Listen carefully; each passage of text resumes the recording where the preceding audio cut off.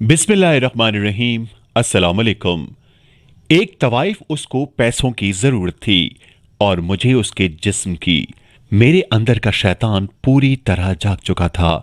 जब मैं कमरे में उसके पीछे दाखिल हुआ तो वो बुर्का पहन रही थी। मुझे उसका मुजरा देखते हुए मुसलसल 10वां दिन था। क्या गजब की नई चीज हीरा मंडी में आई थी। उसका नाम बुलबुल था। जब वो नाचती और थिरकती थी तो जैसे सब तमाशबीन महव हो जाते। रोजाना उसको नाचता देखकर मेरी शैतानी हवस मजीद प्यासी हो जाती थी और मैंने फैसला कर लिया कि उससे जरूर मिलूंगा। मैं हर कीमत पर उसे हासिल करना चाहता था। उस दिन मुजरे के दौरान वो बुझी बुझी सी दिखाई दे रही थी। उसके नाच में वो रवानी भी नहीं थी, लेकिन मुझे उससे मिलना था, बात करनी थी और मामला तय करने थे। मुजरे के इख्तिताम पर जब सब तमाशबीन चले गए तो मैं भी उठा। वो कोठे की बालकनी में अपनी नायिका के साथ किसी बात पर उलझ रही थी। दरवाजे के थोड़ा सा करीब हुआ तो मैंने सुना कि वो उससे रो रो के कुछ मजीद रकम का मुतालबा कर रही थी, मगर नायिका उसको धुतकार रही थी और आखिर में गुस्से में वो बुलबुल को अगले दिन वक्त पर आने का कहकर वहां से बड़बड़ाती हुई निकल गई। बुलबुल को पैसों की अशद जरूरत है, ये जानकर मेरे अंदर खुशी की एक लहर दौड़ गई। चेहरे पर शैतानी मुस्कुराहट फैल गई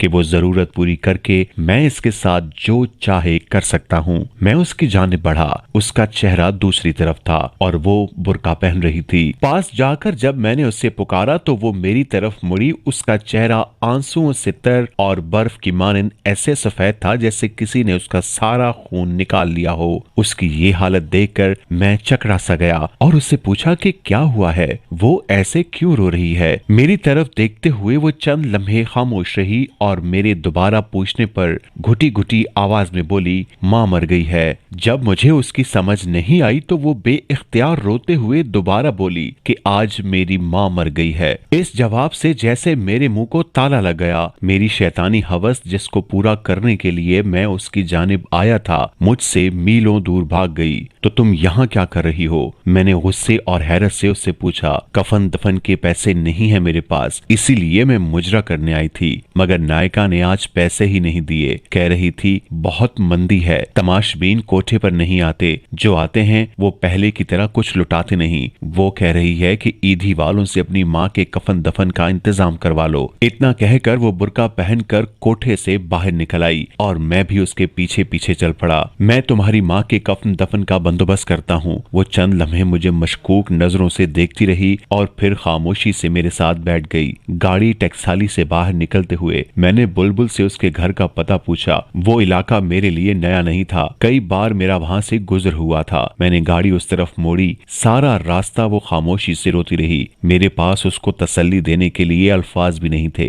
कुछ देर बाद हम बुलबुल के घर पहुंच गए। ये छोटा सा एक कमरे का घर था। सहन के बीच में चारपाई पर उसकी माँ की लाश एक गदले कंबल में लिपटी पड़ी थी। सहन में बल्ब की पीली रोशनी वहां बसने वालों और घर की हालत चीख चीख कर अयां कर रही थी। चारपाई के पास दो बूढ़ी औरतें बैठी थीं। एक की गोद में 7-8 माह का बड़ा गोल मटोल और प्यारा सा बच्चा खेल रहा था। आधी रात होने को आई थी। जैसे ही बुलबुल घर में दाखिल हुई वो बूढ़ी औरतें बच्चा इससे सौंपते और देर आने की वजह से नाराजगी का इजहार करते हुए वहां से रुखसत हो गईं। बुलबुल बच्चे को लेकर कमरे की तरफ गई। बच्चा बहुत बेकरार था और फिर उसकी छाती से लिपट गया जैसे सुबह से भूखा हो। क्या ये बुलबुल का बच्चा है? ये एक नया इंकिशाफ था कि बुलबुल शादीशुदा भी है। चंद लम्हों बाद वो कमरे से बाहर आई। मुझे यूं ही खड़ा देखकर फिर कमरे में गई और एक पुरानी कुर्सी उठा लाई। सेठ जी माजरत, मेरे घर में आपको बिठाने के लिए कोई चीज नहीं है, वो कुर्सी रखते हुए शर्मिंदगी से बोली। मैं सर हिलाते हुए इसी कुर्सी पर बैठ गया। कुछ समझ में नहीं आ रहा था कि कहां से शुरू करूं। तुम्हारा असल नाम क्या है? बुलबुल। बिला आखिर मैंने इससे पूछा। वो चुप रही, शायद बताना नहीं चाह रही थी। मेरे दोबारा पूछने पर उसने आहिस्तगी से कहा,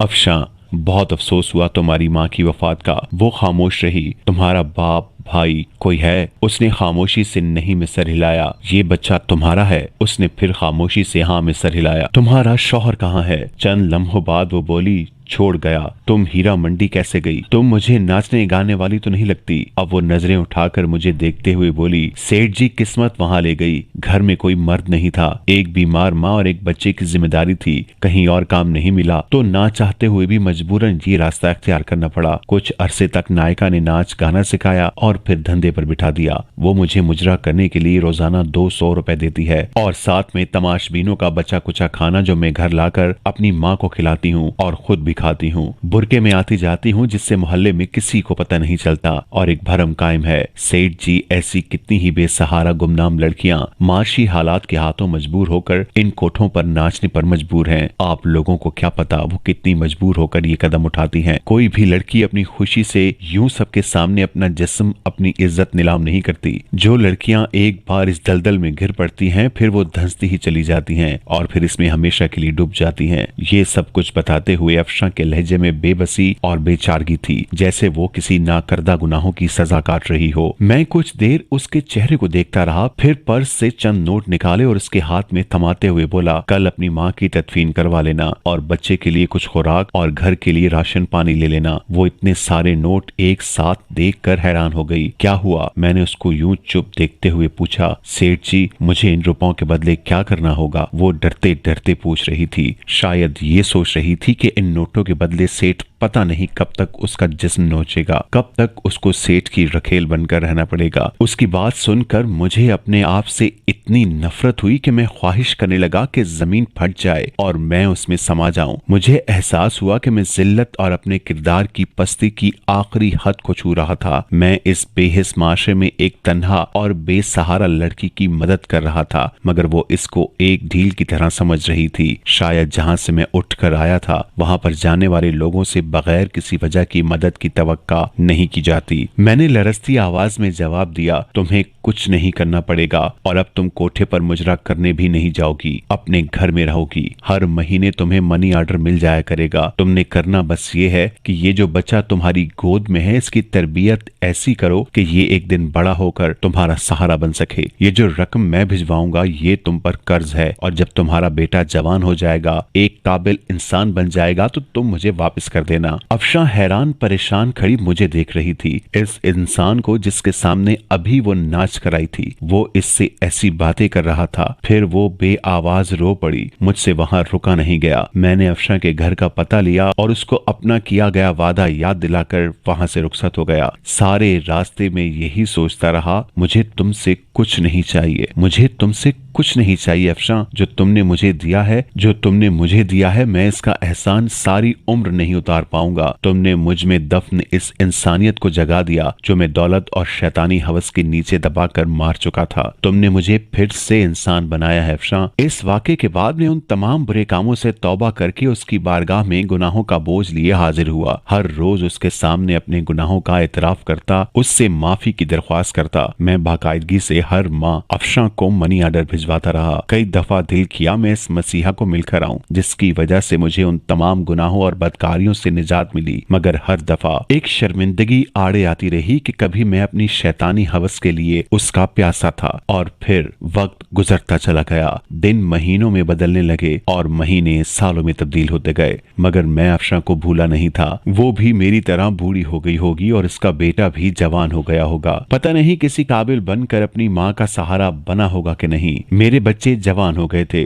जिंदगी उतार चढ़ाव के साथ मुसलसल चल रही थी। एक शाम छुट्टी के दिन जब मैं अपने घर में मौजूद था तो मुलाजिम ने आकर मुझे बताया कि एक औरत और उसके साथ एक जवान लड़का आपसे मिलने आए हैं। कौन है? मालूम नहीं साहब, पहली बार उनको देखा है। मुलाजिम ने मौदबाना लहजे में जवाब दिया। अच्छा, उन्हें ड्राइंग रूम में बिठाओ, मैं आ रहा हूँ। कौन हो सकता है? यही सोचते हुए मैं ड्राइंग रूम की तरफ बढ़ा। एक औरत पुरनूर चेहरे के साथ सफेद बड़ी चादर में खुद को छुपाते हुए हाथ में एक पुरानी सी डायरी लिए खड़ी थी और उसके साथ अच्छे कपड़ों में मलबूस एक बड़ा हैंडसम नौजवान खड़ा था। उस लड़के को मैं जानता था। वो हमारे इलाके का नया DSP अहमद था। सलाम सेठ, जी मैं अफशा हूँ और ये मेरा बेटा अहमद। जो ही उसने अफशा का नाम लिया मेरे जहन में उसका माजी का चेहरा घूम गया और फिर मुझे पहचानने में जरा देर नहीं लगी कि वो अफशा थी। आप मुझे पहचान गए ना? मैंने सर हिलाते हुए हाँ में जवाब दिया और उनको बैठने का इशारा किया। अफशा फिर अपने बेटे से मुखातिब होकर बोली, अहमद बेटा यही है मेरे मसीहा जिनकी बदौलत तुम्हारी माँ गंदगी की दलदल में गिरते गिरते निकली, और यही है तुम्हारी पढ़ाई का जरिया जो तुम्हें यहाँ तक इस मकाम तक लाने का जरिया भी है। मैं इनको जानता हूँ अम्मी जान, इनका शुमार इलाके के मुअज़्ज़ज़ तरीन अफराद में होता है, मगर मैं ये नहीं जानता था कि मुझे इस मकाम पर लाने में इनका किरदार सबसे अहम है। सेठ साहब जिस तरह आप हम बेसहारा और बेकस लोगों की जिंदगी में मसीहा बनकर आए, इसका एहसान हम कभी नहीं भूलेंगे। अहमद बड़ी मशकूर नजरों से देखता हुआ बड़ी आजिज़ी से बोल रहा था, ऐसे कहकर आप लोग मुझे शर्मिंदा मत करें। मैंने अफशा की तरफ देखते हुए कहा। आज उसको पुकारते हुए बेख्तियार मेरे मुंह से अफशा